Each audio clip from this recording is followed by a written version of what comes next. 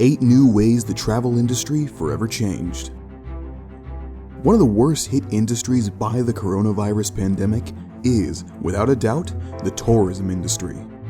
The mandatory lockdown measures obviously prevented people from traveling and hotels from opening their doors to the public. But even after social distancing measures are lifted, it's more than likely that this industry will take a long time to recover. It falls on the shoulders of managers and business owners around the world that come up with creative ways to protect customers from potential infections in order to help regain the confidence to travel. In today's video, we'll discover new ways to travel in the post-COVID-19 world, and we'll see what cruise lines, hotels, and airlines around the world are doing to get people back on the road and in the air. Some of the things the tourism industry is already implementing will surely surprise you. If you're an avid traveler like us, please hit the like and subscribe to our channel for all the latest travel updates. Let's hit the road. When we go on vacations, 3 things matter: destination, how we get there, and where we stay. It goes without saying that this pandemic heavily impacted all 3 aspects of travel in different ways. Here are the 8 new trends how coronavirus has forever changed the way we travel. Number 1. The birth of coronacation means short road trips, no long flights.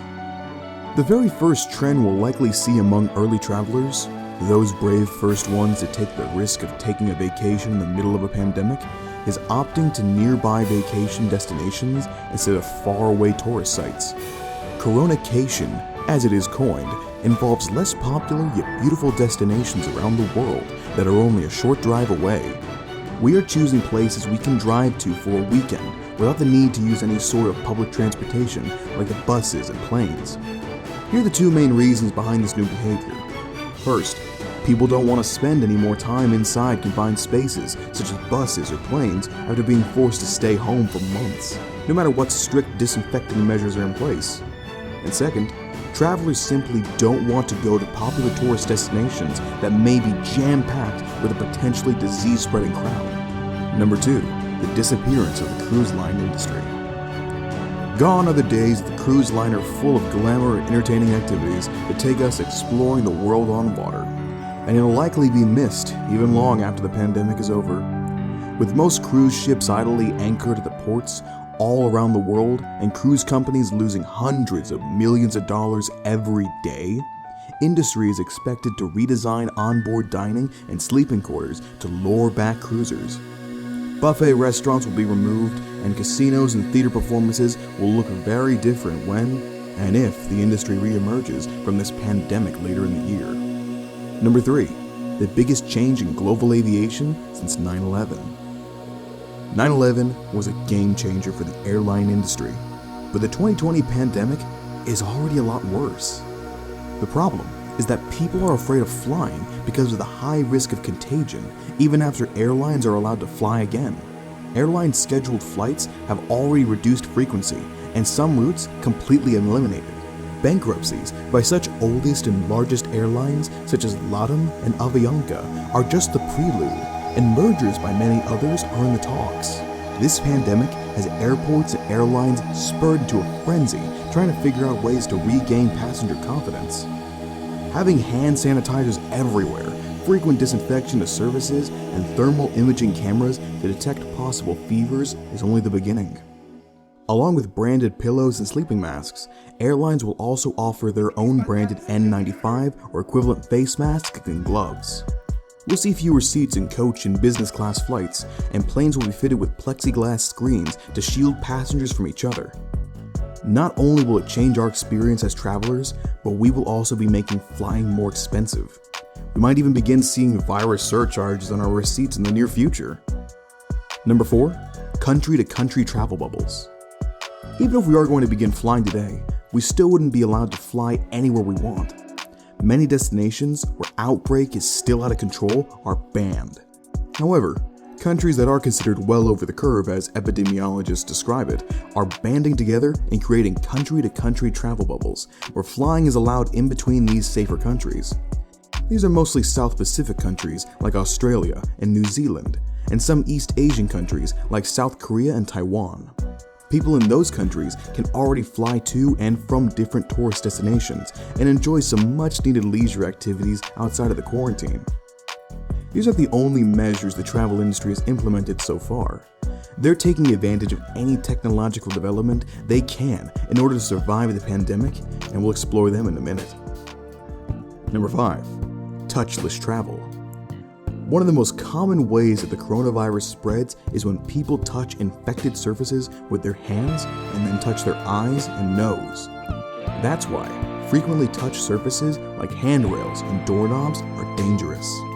The travel industry has responded to this by implementing touchless interactions all around, relying on voice command, facial recognition, and AI. They've found a way to avoid coming into direct contact with travelers while still managing to provide their services as they always have. It's not exactly business as usual, but it will surely be the new normal. Number 6. New Corona Safe Travel Insurance. If you've ever read the fine print in health insurance policies, you know that most don't cover catastrophic events such as a pandemic. This may sound horrible, but it makes a lot of sense because otherwise, a single event like COVID-19 would bankrupt all insurance companies around the world. We didn't mind that before, but we sure do now, don't we? One of the ways travel agencies are trying to get more people to travel is by working with insurance companies to redesign travel insurance products that will cover COVID-19 medical costs. The premiums will probably be high, and they'll obviously depend on risk factors such as destination and age. But at least we'll feel much safer knowing that someone's got our back when we need it most. We've seen how this trip itself has changed, but what about the stay? You'll be surprised to find out how things have changed in the lodging industry coming up next in the video. Number 7. Villas and resort rentals over hotels. Italy was one of the hardest hit countries in the world, but they're already getting back on their feet. However apprehensive, travelers still want to visit the country considered the cradle of the Renaissance. But there was a change in travelers' behaviors, as many global travel networks registered an increase in villas bookings instead of hotels. People want to travel, but they're not willing to compromise their health, so they prefer lowly villas away from other guests, sacrificing the 5-star amenities and services like saunas, steam rooms, or massage therapists at hotels. It's a big price jump from staying at the 1,000-room hotels, but for those who don't have the budget for it, there are cheaper options like rent homes through Airbnb. Number 8. Technology-driven hotels. Hotels are a multi-billion-dollar industry, and hotel operators are pulling out all the stops and implementing new changes to keep guests safe. Big names like Hilton, Marriott, Wyndham, Hyatt, Intercontinental, and Best Western are making touchless their middle names. While touchless check-ins and check-outs are the norms, they're fitting hotel rooms with touchless locks and door openers that use facial recognition and iris scans. Touchless hair dryers and soap dispensers, motion-sensing showers, sink faucets, and trash can lids, voice-activated smart TVs, eye movement-controlled menu selections, and more. More importantly, they're increasing sanitary measures such as UV light-equipped bathrooms, frequent disinfection on handrails, countertops, and floors with electrostatic sprayers. We'll find hand sanitizers right next to the hotel soaps and shampoos, and branded face masks and gloves right next to towels and bathrobes. This is what it takes to incentivize a scared population into staying at hotels again. There you have it, our video of new ways to travel in the post-COVID-19 world. Have you traveled lately, or do you plan to do so in the near future? Do these new practices make you feel safer and more confident to travel? Share your thoughts in the comments section below.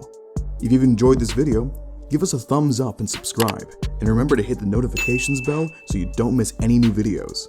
Travel is just one small aspect of our lives that forever changed because of COVID-19. If you really want to prepare for what's coming after the coronavirus pandemic is over, check out our video on 9 surprising predictions of the new normal, what daily life will be like after coronavirus. You'll be glad you did. Thanks for watching.